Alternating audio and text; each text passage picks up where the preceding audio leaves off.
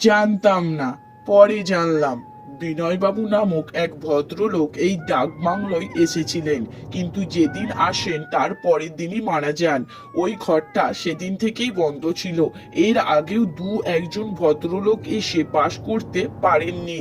Bungalow manager অনিরুদ্ধবাবু তার ব্যবসার জন্য এই কথাটা কাউকে বলতেন না, কিন্তু ঘরটা বন্ধ করতে বাধ্য হন।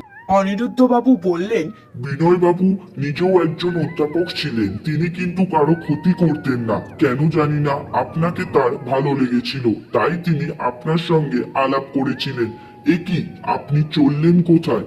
আর কোথায়, ফিরে চল আপন ঘরে, এখানকার কাজ আমার ফুরিয়েছে। অনিরুদ্ধবাবু বললেন, আবার এদিকে চলে আসবেন। আসবো, এ বলা ছাড়া আমার আর উপায় ছিল না।